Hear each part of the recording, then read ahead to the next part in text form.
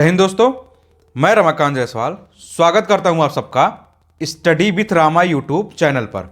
उम्मीद है दोस्तों आप सब स्वस्थ होंगे और बेहतरीन तरीके से अपनी पढ़ाई कर रहे होंगे। आप सब मज़ेदार तरीके से अपने अपने एग्जाम की तैयारी कर रहे होंगे। आपका जो भी टारगेट होगा, आपका जो भी लक्ष्य होगा, आप उस हिसाब से अपनी पढ़ाई कर रहे होंगे।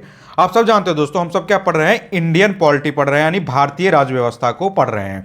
और हमने पिछले वीडियो में दोस्तों, अपने जो हमारा पिछला वीडियो था दोस्तों, उसमें हमने दोस्तों नागरिकता का ग्रहण कैसे किया जा सकता है और नागरिकता का अंत कैसे किया जा सकता है, यहां तक की चीजों को पढ़ लिया था। यानी कोई व्यक्ति अपनी नागरिकता को कैसे ग्रहण करना चाहता है और कोई व्यक्ति अगर अपनी नागरिकता का अंत करना चाहता है, यानी समापन करना चाहता है, तो वहां तक की चीजों को बहुत ही बेहतरीन तरीके से पढ़ लिया था। आज हम दोस्तों नागरिकता से संबंधित जो कुछ महत्वपूर्ण फैक्ट रह गए कि अनुच्छेद 5, 6, 7, 8, 9, 10, 11 में क्या कहा गया है, उससे संबंधित चीजों को हम देखने वाले हैं। तो आप सब बहुत ध्यान से वीडियो को देखेंगे, बहुत ही अच्छे तरीके से वीडियो को सुनते भी रहेंगे और अपने चीजों को नोट डाउन करते चलेंगे। जो दोस्त अभी चैनल से जुड़े होंगे दोस्तों, उन सबसे निवेदन है कि आप प्लेलिस्ट में जाइए। आप देखिए मॉडर्न इंडिया और इंडियन पॉलिटी दोनों की प्लेलिस्ट बनी हुई है, तो आप वीडियो को एक क्रम से देखने की कोशिश करें ताकि आप चीज़ों को बेहतरीन तरीके से समझ पाएं और चीज़ों को कोरिलेट कर पाएं, देख सके कि मतलब कैसे चीज़ें एक क्रमागत रूप से आगे बढ़ रही है। क्योंकि आप सब जानते हैं दोस्तों, हम मॉडर्न इंडिया को और इंडियन पॉलिटी को एकदम कंप्लीट आपको पढ़ा रहे हैं कि आपके एग्जाम के हिसाब से आपको किस तरह से क्वेश्चन पूछा जाता है, उस हिसाब से हम आपको चीज़ों को बहुत ही बेहतरीन तरीके से पढ़ा रहे हैं कि आपको देखना चाहिए कि मतलब किस हिसाब से क्वेश्चन आपके एग्जाम में बनते हैं और किस हिसाब से क्वेश्चन आपसे एग्जामों में पूछे जा चुके हैं। और जो दोस्त हमें रेगुलर क्लास को देख रहे होंगे दोस्त, वो सब क्या करेंगे, अपनी प्रैक्टिस करते रहेंगे, अपना रिविजन करते रहेंगे ताकि उनको एग्जाम के समय कोई कठिनाई ना हो। तो आप सब अब बहुत ध्यान से वीडियो को देखने की कोशिश करें, बहुत ध्यान से चीज़ों को सुनेंगे। देखिए हम इसी क्रम में अपने दोस्तों, इसी इंडियन पॉलिटी के क्रम में हम नागरिकता यानी सिटीजनशिप से संबंधित जो कुछ महत्वपूर्ण फैक्ट रह गया है, आज उसको पढ़ने वाले कि देखने वाले किस किस अनुच्छेद में कौन कौन सी बातें की गई हैं या किस तरह के क्वेश्चन आपसे बन सकते हैं। तो आप उसको भी देख लीजिए, क्योंकि आपने पिछले वीडियो में यहाँ तक पूरा नागरिकता के ग्रहण के बारे में, नागरिकता के लोप के बारे में और मूल अधिकार यानी फंडामेंटल राइट से संबंधित जो कुछ फैक्ट दिया गया था, आपने वहां तक की चीज़ों को पढ़ लिया था। तो देखिए दोस्तों, अब हम बात करते हैं नागरिकता यानी सिटीजनशिप से संबंधित जो कुछ महत्वपूर्ण फैक्ट दिए गए हैं, उससे आपके एग्जाम में क्या क्वेश्चन बन सकता है यानी सिटीजनशिप से संबंधित। देखिए हम बात करते हैं दोस्तों अनुच्छेद 5 की, यानी आर्टिकल 5 की अगर हम बात करें दोस्तों, तो वह क्या कहता है दोस्तों? वह कहता है कि संविधान लागू होने के समय नागरिकता, यानी आप याद रखेंगे दोस्तों, जो अनुच्छेद 5 दिया गया है यानी आर्टिकल 5 जो दिया गया है दोस्तों, अनुच्छेद 5 किससे संबंधित है? नागरिकता से ही संबंधित है, यानी सिटीजनशिप से ही संबंधित है। लेकिन अनुच्छेद 5 में कौन सी बातें की गई है? तो आप याद रखेंगे दोस्तों, अनुच्छेद 5 में क्या कहा जाता है? संविधान लागू होने के समय नागरिकता है, यानी जिस समय हमारा संविधान लागू हुआ था उस समय यह नागरिकता की बात करती है कि मतलब संविधान लागू होने के समय में कि किसको नागरिकता दिया गया है, उसकी बातें किसमें बात की गई है दोस्तों? वह की गई है अनुच्छेद 5 में की गई है, यानी आर्टिकल 5 में की गई है। अब हम बात करते हैं दोस्तों अनुच्छेद 6 के बारे में, यानी आर्टिकल 6 के बारे में कि उसमें मुख्य बातें क्या की गई। तो देखिए इसमें कहा गया दोस्तों, पाकिस्तान से भारत को प्रव्रजन करने वाले व्यक्तियों की नागरिकता। आप सब जानते हैं दोस्तों, हमने इसको पिछली वीडियो में एक बार बताया भी आपको दोस्तों कि अनुच्छेद 6 में क्या बातें की गई। देखिए अनुच्छेद 6 कहता है दोस्तों, यानी आर्टिकल 6 कहता है कि पाकिस्तान से भारत को प्रव्रजन करने वाले व्यक्तियों की नागरिकता, यानी यह उन व्यक्तियों की बात करता है जो पाकिस्तान से, यानी जो पाकिस्तान से दोस्तों कहां पर आते हैं? इंडिया में आते हैं। आप याद रखिए दोस्तों, यहां कहता है अनुच्छेद किसकी बात करता है? आर्टिकल 6 पाकिस्तान से भारत को प्रव्रजन करने वाले व्यक्तियों की नागरिकता, यानी वे व्यक्ति जो पाकिस्तान से भारत आ गए थे उनके लिए नागरिकता की कौन सी शर्तें होंगी या कौन सी बातें की जाएंगी, वह कहां की गई है दोस्तों? तो वह की गई है अनुच्छेद 6 में, यानी आर्टिकल 6 में। अब हम बात करते हैं दोस्तों इसी क्रम में जो हमारा अगला अनुच्छेद है वह क्या है? आर्टिकल 7। अब हम देखते हैं अनुच्छेद 7 में क्या बातें की गई। देखिए इसमें कहा गया दोस्तों, पाकिस्तान को प्रव्रजन करने वाले व्यक्तियों की नागरिकता। अभी आपने देखा दोस्तों कि अनुच्छेद 6 क्या कहता है? पाकिस्तान से भारत को प्रव्रजन करने वाले व्यक्तियों की नागरिकता क्या होगी। और इसी क्रम में दोस्तों अनुच्छेद 7 यानी आर्टिकल 7 क्या कहता है दोस्तों? पाकिस्तान को प्रव्रजन करने वाले व्यक्तियों की नागरिकता। तो आप इन दोनों अनुच्छेदों को एक साथ याद रखेंगे, आर्टिकल 6 और आर्टिकल 7, यानी अनुच्छेद 6 और अनुच्छेद 7। तो आप देख रहे हैं दोस्तों, एक कहता है कि दोस्तों क्या कहता है कि पाकिस्तान से भारत को प्रव्रजन करने वाले व्यक्तियों की नागरिकता क्या होगी, वह कहा गया दोस्तों अनुच्छेद 6 में, यानी आर्टिकल 6 में। लेकिन आर्टिकल 7 क्या कहता है दोस्तों? पाकिस्तान को प्रव्रजन करने वाले, यानी जब भारत, आप जानते हैं दोस्तों हमारा संविधान लागू हुआ था, जब देश आजाद हुआ था, तो कुछ इंडियंस जो थे यहां से कहां चले गए थे? पाकिस्तान में चले गए थे। तो उनके लिए नागरिकता की क्या शर्तें होगी या नागरिकता की क्या बातें की गई है, वह अनुच्छेद 7 में की गई। तो आप आर्टिकल 6 और आर्टिकल 7 दोनों की बहुत ही अच्छे से याद रखेंगे और बहुत ही बेहतरीन तरीके से इसको समझेंगे, क्योंकि एग्जाम में क्या होता है दोस्तों, ये शर्तें लिख देती है तो यहाँ ऑप्शन में 6 दे देता है, अगर ये शर्तें रहती है तो आर्टिकल 7 दे देता है, तो आप वहां कंफ्यूजन नहीं करेंगे, तो आप बहुत अच्छे से याद रखेंगे। आर्टिकल 6 किसकी बात करता है? वह व्यक्ति जो भारत से पाकिस्तान को पाकिस्तान से जो भारत को प्रवर्जन कर रहे हैं, आप याद रखेंगे दोस्तों, आर्टिकल 6 बात करता है वह व्यक्ति जो पाकिस्तान से भारत को प्रवर्जन करते हैं, यानी पाकिस्तान से भारत को आते हैं, उनके लिए नागरिकता की क्या शर्तें होगी, यानी सिटीजनशिप के क्या कंडीशन होंगे, वह बातें कहां की गई है? वह बातें अनुच्छेद 6 में की गई है, अन्य आर्टिकल 6 में की गई है। और आर्टिकल 7 यानी अनुच्छेद 7 में क्या सी बातें की गई है दोस्तों? अनुच्छेद 7 में कही गई कि पाकिस्तान को प्रवर्जन करने वाले व्यक्तियों की नागरिकता, यानी वे व्यक्ति जो भारत से पाकिस्तान चले जाते हैं, उनके लिए नागरिकता की क्या बातें होगी, वह बातें कहां की गई है दोस्तों? वह की गई है अनुच्छेद 7 में, यानी आर्टिकल 7 में की गई। तो आप दोनों अनुच्छेद 6 और अनुच्छेद 7 को बहुत ही अच्छे से याद रखेंगे। अब हम देखने वाले दोस्तों अनुच्छेद 8 के बारे में, यानी आर्टिकल 8 में क्या बातें की गई है, यानी 8 में क्या बातें की गई है। तो देखिए इसमें कहा गया है भारत के बाहर रहने वाले भारतीय उद्भव के कुछ व्यक्तियों की नागरिकता की बात की गई है। आप सब जानते हैं दोस्तों, हमने इस आर्टिकल को पीछे भी पढ़ा रखा है, पिछले वीडियो में भी हमने बहुत अच्छे से पढ़ाया था कि अनुच्छेद 5, 6, 7, 8 में क्या की गई है। तो आप यहां भी बहुत अच्छे से ध्यान से सुनेंगे कि दोस्तों अनुच्छेद 8 में क्या कहा गया है, यानी आर्टिकल 8 में क्या बातें रखी जाती है। देखिए इसमें कहा गया है कि भारत के बाहर रहने वाले भारतीय उद्भव के कुछ व्यक्तियों की नागरिकता क्या होगी, यानी आप इसको इस रूप में समझिए। अनुच्छेद 8 कहता है कि वे व्यक्ति जो भारत के बाहर रहते हैं लेकिन भारतीय उद्भव के, यानी भारतीय मूल के व्यक्तियों की यहां बात की जाती है। अनुच्छेद 8 में दोस्तों किसकी बात की जाती है?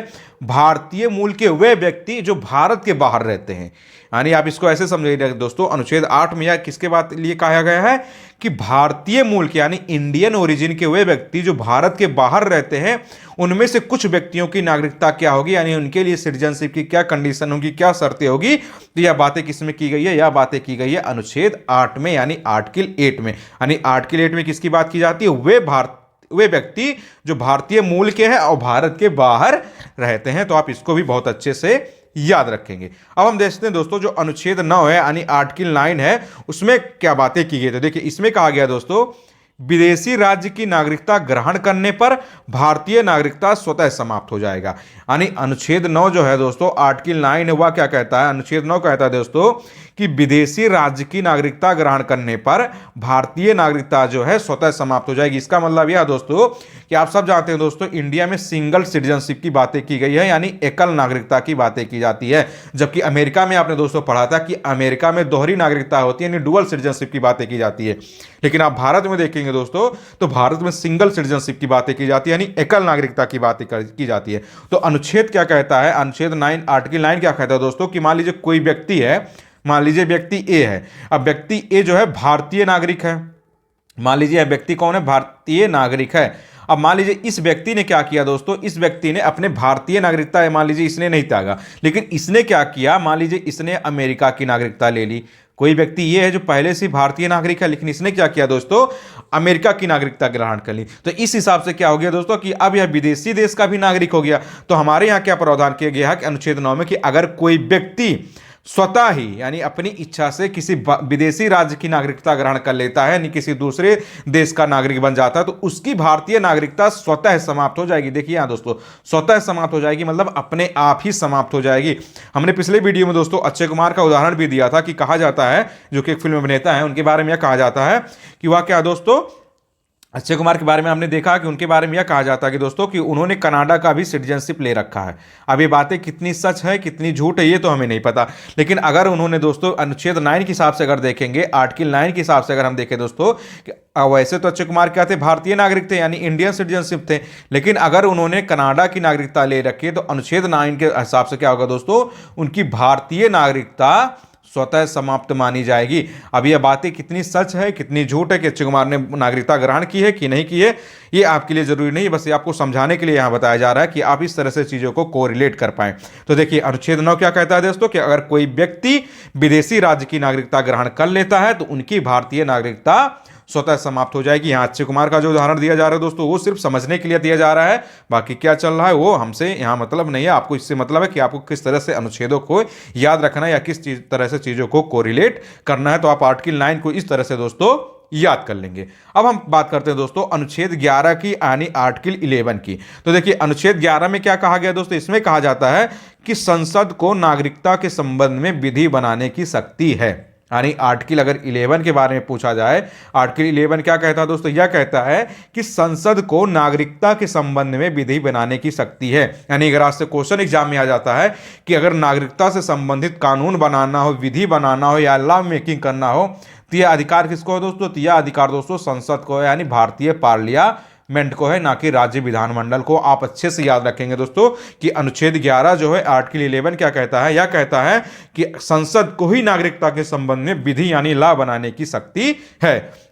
यानी अगर भारतीय नागरिकता यानी इंडियन सिटीजनशिप से संबंधित कुछ कानून बनाने, कुछ नियम बनाने हैं, तो यह कौन बना सकता है दोस्तों, यह भारतीय संसद बना सकती है, यानी इंडियन पार्लियामेंट ही बना सकती है। यानी राज्य विधानमंडल जो है दोस्तों उनको यह शक्ति नहीं है कि वह नागरिकता से संबंधित कानून बना सकते। यह शक्ति सिर्फ किसके पास है दोस्तों, यह शक्ति दोस्तों पार्लियामेंट के पास है, यानी संसद के पास है। तो आप इसको बहुत अच्छे से याद रखेंगे। तो उम्मीद है आपको इस अनुच्छेद के बारे में बहुत बेहतरीन से तरीके से समझ में आ गया होगा कि जो आर्टिकल 5 में क्या बातें की गई, आर्टिकल 6 में क्या बातें की गई, आर्टिकल 7 में क्या बातें की गई है, आर्टिकल 8 में क्या बातें की गई है, आर्टिकल 9 में क्या बातें की गई है और आर्टिकल 11 में क्या बातें की गई।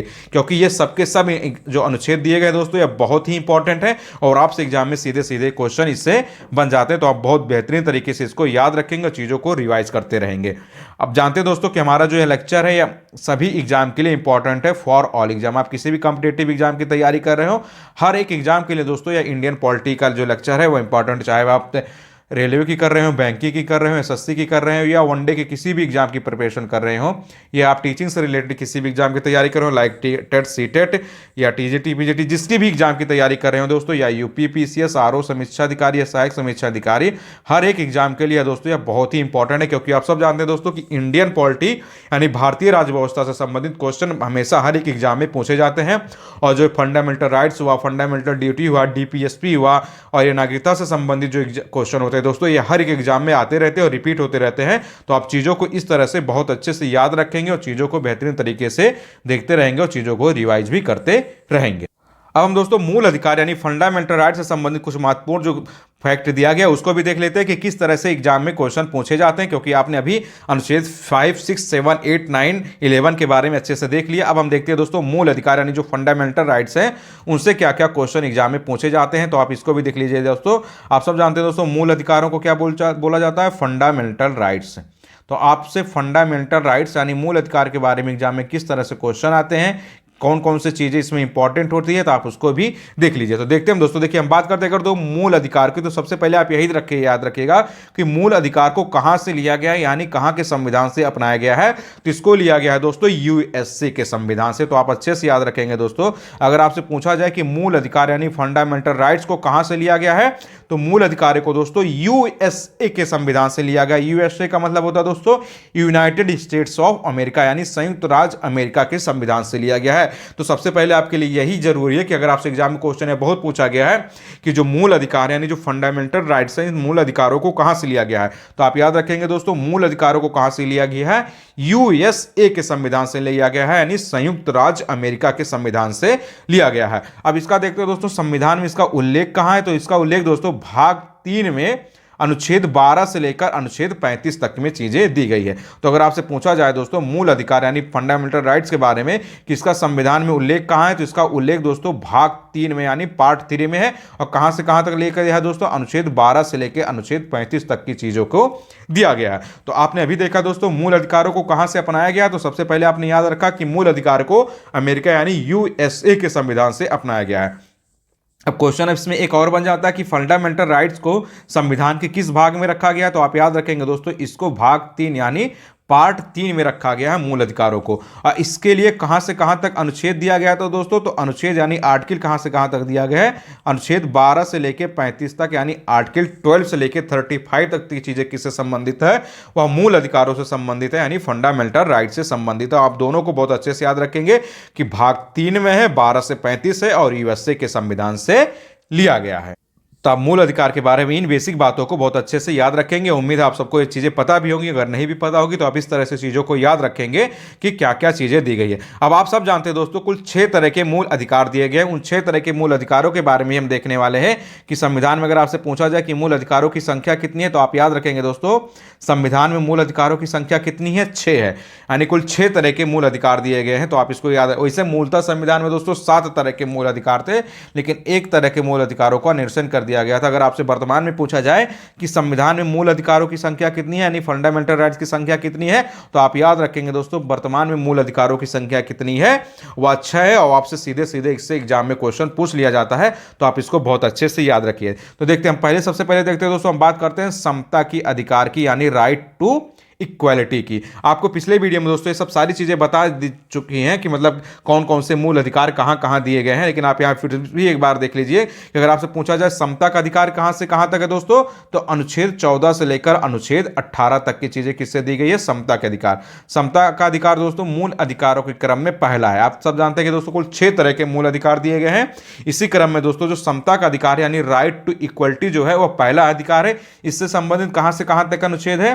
तो आर्टिकल 14 से लेकर आर्टिकल 18 तक, यानी अनुच्छेद 14 से लेकर अनुच्छेद 18 तक की चीजें जो दी गई है दोस्तों, वह समता के अधिकार से दी गई है, यानी राइट टू इक्वलिटी के अधिकार से दी गई है। तो आप इसको भी अच्छे से याद रखेंगे। अब हम बात करते हैं दोस्तों, जो दूसरा मूल अधिकार हुआ क्या है? वह है स्वतंत्रता का अधिकार। और इसके लिए कहां से कहां तक अनुच्छेद? अनुच्छेद 19 से 22 तक की चीजें दी गई है। तो अगर आपसे पूछा जाए दूसरा मूल अधिकार कौन है, 6 मूल अधिकारों में से दूसरा कौन है?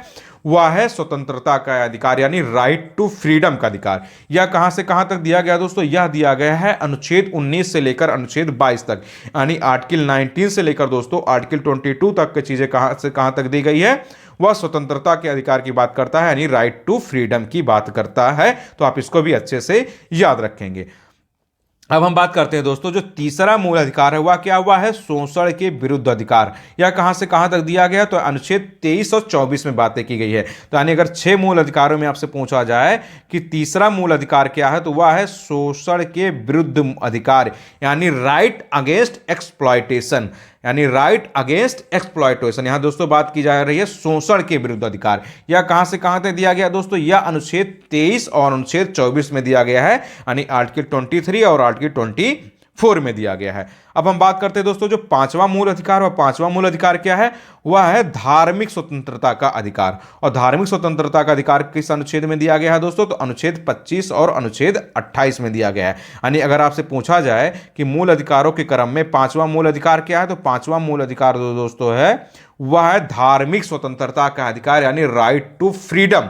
अब राइट टू फ्रीडम किस अनुच्छेद में दिया गया? तो अनुच्छेद 25 से लेकर अनुच्छेद 28, यानी आर्टिकल 25 से लेकर अनुच्छेद आर्टिकल 28 तक की चीजें किससे संबंधित है? वह है धार्मिक स्वतंत्रता के अधिकारों से संबंधित है। तो आप इसको भी याद रखेंगे। यह है दोस्तों धार्मिक स्वतंत्रता का अधिकार, सॉरी पांचवा नहीं, यह चौथा है। यानी धार्मिक स्वतंत्रता का जो अधिकार दोस्तों, वह मूल अधिकारों के क्रम में कौन सा है? यह चौथा है।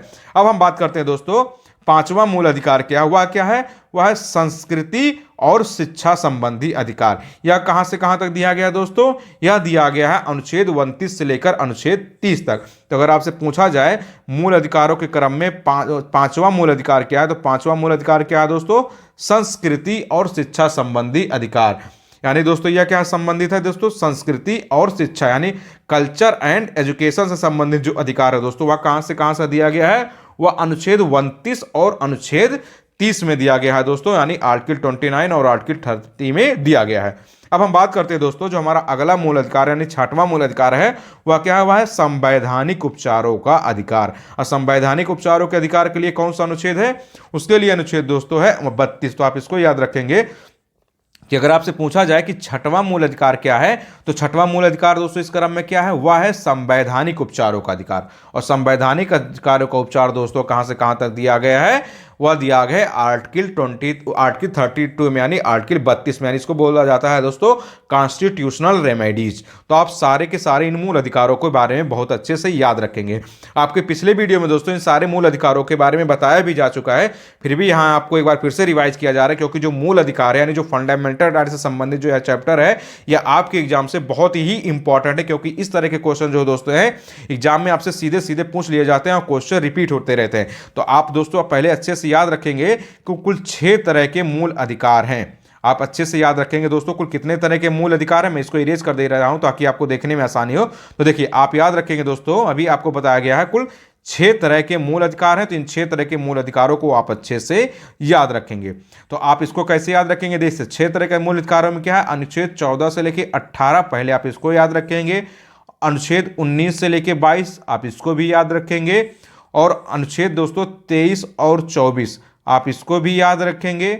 और इसी क्रम में दोस्तों अनुच्छेद 25 से लेकर 28 इसको भी आप अच्छे से याद रखेंगे, और अनुच्छेद 29, 30 इसको भी अच्छे से याद रखेंगे, और अनुच्छेद 32 आप इसको भी अच्छे से याद रखेंगे। आप इसी क्रम में दोस्तों इसको क्या करेंगे, ऐसे लिख लेंगे दीवार के सामने और बार बार देखते रहेंगे चीजें, तो आपको आसानी से याद हो जाएंगी कि 6 मूल अधिकार क्या क्या है या किस तरह से इनसे क्वेश्चन पूछा जाता है। तो आपने देखा दोस्तों अनुच्छेद 14 से 18 यानी आर्टिकल 14 से लेके 18 तक में कौन सी बातें की गई है, इसमें बातें की गई है दोस्तों समता के अधिकार की बात की गई है, यानी राइट टू इक्वलिटी की बात की गई है, यानी अनुच्छेद 14 से 18 तक में। अब हम बात करते हैं दोस्तों अनुच्छेद 19 से 22 किससे संबंधित है, आर्टिकल 19 से लेकर आर्टिकल 22 किससे संबंधित है, या संबंधित है दोस्तों स्वतंत्रता के अधिकार से संबंधित है, यानी राइट टू फ्रीडम से संबंधित है।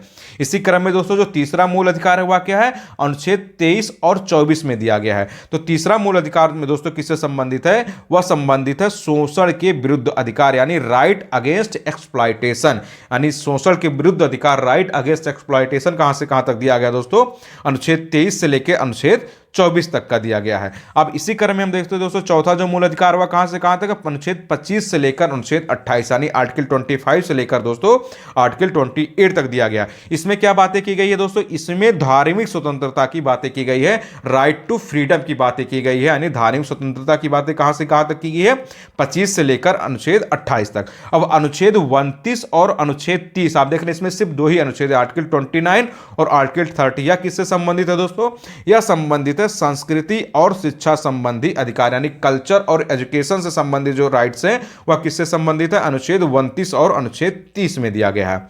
इसी क्रम में दोस्तों जो छठवां मूल अधिकार है वह क्या है, वह अनुच्छेद 32 यानी आर्टिकल 32।